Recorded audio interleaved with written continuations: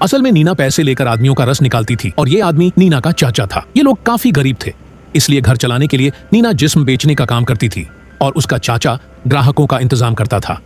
नीना एक दिन में कई मर्दों की गर्मी शांत करती थी ताकि ज्यादा से ज्यादा पैसे कमा सके। वह फ्रेश होने का सामान अपने झोले में ही रखती थी ताकि हर बार फ्रेश होकर अगले ग्राहक से मिल सके। आदमी जैसे कहते, नीना वैसे ही धमाके करती और करवाती थी, इसलिए उसके सभी ग्राहक उससे बेहद खुश रहते थे। पूरा दिन काम करने के बाद रात को ये दोनों खूब सारा खाना लेकर घर आते हैं, जिसे देखकर नीना का चचेरा भाई सीमो और उसकी छोटी बहन बेहद खुश हो गए। खाना खाने के बाद नीना नहाने लगती है और चाचा बाहर बैठकर फिर से हिसाब किताब करने लगता है। इसी बीच सीमो उसके पास आकर उसे एक चाकू देता है ताकि जरूरत पड़ने पर वो उसका इस्तेमाल कर सके। इसके बाद वो नीना के पास आकर उससे बातें करने लगता है। नीना अभी भी नहा रही थी। सीमो के पूछने पर वो उसे बताती है कि वो कैसे कैसे आदमियों की इच्छाएं पूरी करती है। नीना की बातें सुनकर सीमो के गन्ने में हलचल होने लगी और वो वहीं पर अपना हाथ चलाने लगा।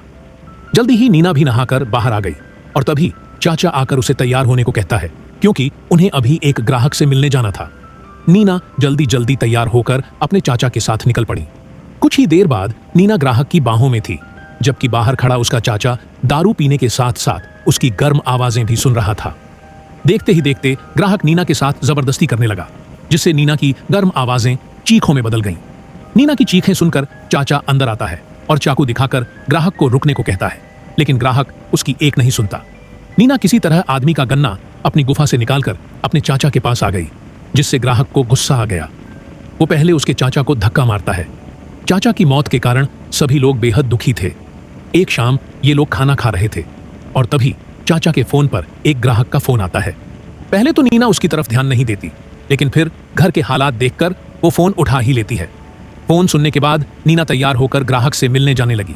पिछले ग्राहक की वजह से ये दोनों काफी डरी हुए थे, इसलिए सीमो नीना के साथ जाने का फैसला करता है ताकि जरूरत पड़ने पर वह उसकी मदद कर सके।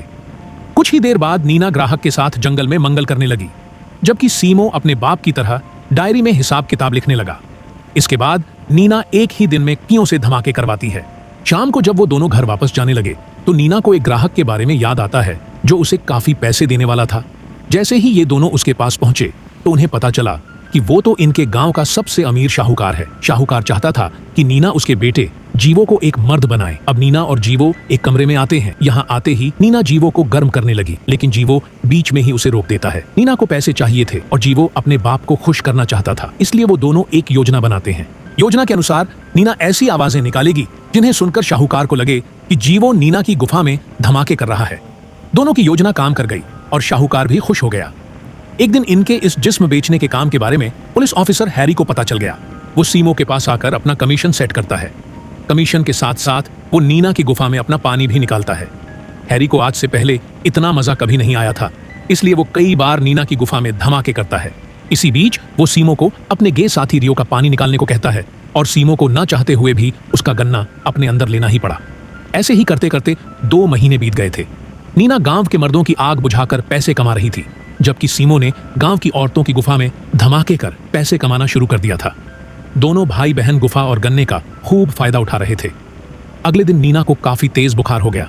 सीमो जल्दी जल्दी उसे कंबल में लपेटकर दवाई लेने बाहर चला गया। इसी दौरान हैरी भी गांव में चक्कर लगा रहा था। तभी उसकी नजर एक जवान लड़की पर पड़ती है जो कॉलेज से अपने घर जा रही थी। हैरी का उस पर दिल आ गया और वो उसका पीछा करने लगा। लड़की घर आकर अपने कपड़े बदलने लगी और हैरी छुपकर उसे देखने लगा। दूसरी तरफ हैरी का साथी रियो पूरे नशे में था और तभी उसकी मुलाकात सीमो से होती है। वो सीमो से अपना पानी निकालने को कहता है, लेकिन सीमो को कुछ खास करना नहीं पड़ता क्योंकि रियो काफी नशे में था। सीमो के पास नीना की दवाई के लिए पैसे कम पड़ गए थे, इसलिए वो रियो के पैसे और उसकी घड़ी निकाल लेता है। इसके बाद वो उन पैसों से दवाई खरीदता है और घर जाकर अपनी बहन को देता है। नीना ठीक तो हो रही थी, लेकिन अभी वो काम पर नहीं जा सकती थी, इसलिए सीमो जीवो को नीना का ख्याल रखने के लिए बुलाता है और खुद काम पर निकल जाता है। सीमो पूरा दिन गांव की औरतों की गुफा में धमाके कर जब घर वापस जा रहा था तो हैरी उसे पकड़ लेता है क्योंकि उसने उसके साथी की घड़ी चुराई थी। हैरी पहले उसकी खूब पिटाई करता है और फिर उसे जेल में डाल देता है। सीमो लड़की से उसका नाम पूछता है। इस लड़की का नाम माया था। वो सीमो से मदद मांगती है, मगर सीमो की तो खुद की दुनिया ही हिली पड़ी थी। उन दोनों को बातें करते देख हैरी को गुस्सा आ गया। माया को डराने के लिए वो साला सीमो की पिटाई कर देता है। साथ ही वो उसे माया से दूर रहने की धमकी भी देता है।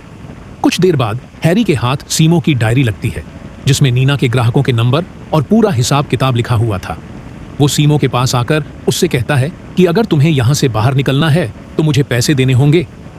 मगर सीमो के सारे पैसे नीना के इलाज में खत्म हो चुके थे। अब हैरी नीना के एक ग्राहक को फोन कर माया के साथ मजे करने जेल में बुलाता है। मगर जब वो आदमी जेल में आया तो हैरी ने उससे पैसे लेकर उसे भगा दिया। सीमो हर हाल में माया को बचाना चाहता था, इसलिए वो कुछ सोचकर हैरी से एक सौदा करता है। वो कहता है कि माया को मनाने के लिए मैं और मेरी बहन तुम्हारी मदद कर सकते हैं। हैरी को उसकी बात सही लगी और वो जल्दी जल्दी नीना को अपने पास आने को कहता है, लेकिन नीना के आते ही वो उसे माया के साथ जेल में डाल देता है। माया को मेरा पानी निकालने के लिए तैयार करना है। अगर तुमने यह काम कर दिया तो मैं तुम्हें और तुम्हारे भाई को छोड़ दूंगा। अब ना चाहते हुए भी नीना माया को तैयार करने लगी। माया के तैयार होते ही हैरी उसे अपने पास बुलाता है।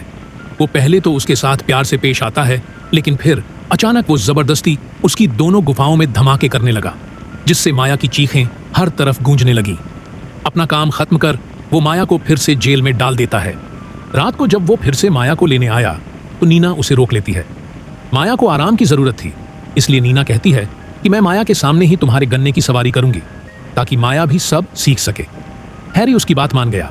जल्दी ही नीना उसे मजे की सैर करवाने लगी, लेकिन जैसे ही उसका होने वाला था तो नीना ने चाकू से हैरी का गला काट दिया। इसके बाद वो जल्दी जल्दी चाबियां लेकर सीमो और माया को आजाद करती है। अपने घर आकर जल्दी जल्दी अपनी बहन और जरूरी सामान लेकर भागने की तैयारी करने लगे। इसी बीच जीवो भी अपनी गाड़ी लेकर इनके पास पहुंच गया। वो भी इनके साथ भागने वाला था, ताकि वो अपनी जिंदगी अपनी मर्जी से जी सके। अगली सुबह ये सभी लोग गांव से काफी दूर निकल आए थे।